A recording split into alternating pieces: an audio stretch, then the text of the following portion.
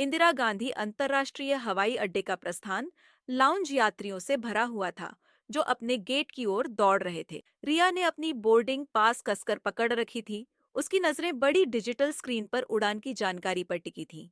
London, 2:30 शाम। उसकी नई जिंदगी की उड़ान।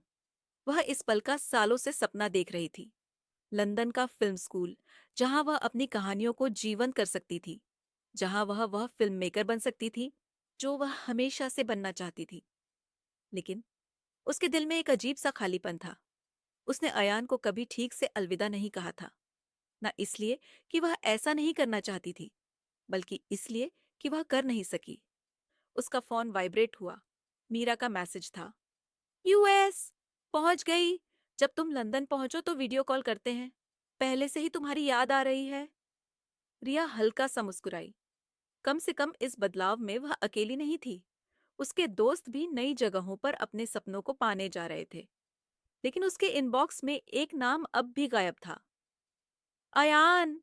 उसने न कॉल की न कोई मैसेज भेजा। शायद उसने आगे बढ़ने का फैसला कर लिया था।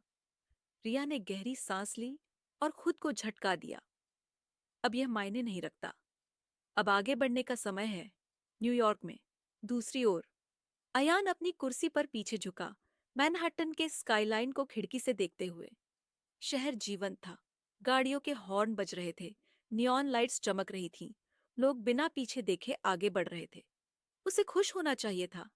दुनिया के सबसे बेहतरीन बिजनेस स्कूल में उसका दाखिला हुआ था। यह उसके लिए कुछ बड़ा बनाने का मौका था।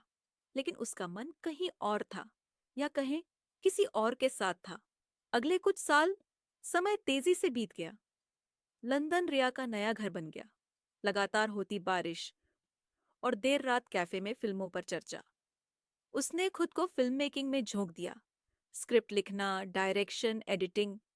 उसके शॉर्ट फिल्मों ने छोटे मोटे अवार्ड्स जीतने शुरू किए। घर अयान ने बिजनेस की दुनिया में नाम कमाया, सफलता पाई, मगर दिल में एक खालीपन रह गया।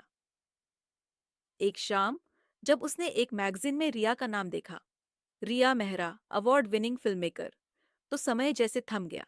वह अपने सपनों तक पहुंच गई थी और वह बस एक अजनबी बनकर उसकी सफलता देख रहा था। फिर किस्मत ने करवट ली। रिया को भारत की सबसे बड़ी एड एजेंसी से एक प्रोजेक्ट का ऑफर आया। सीईओ ने उसे खुद चुना था। अयान रॉय। नाम सुनते ही रिया के दिल की धड़कन तेज हो गई। एक हफ्ते बाद वह मुंबई में उसके ऑफिस के दरवाजे के सामने खड़ी थी। दरवाजा खुला और वह सामने था। समय ने बहुत कुछ बदल दिया था, लेकिन उसकी वही हेजल ब्राउन आंखें अब भी वैसी ही थीं।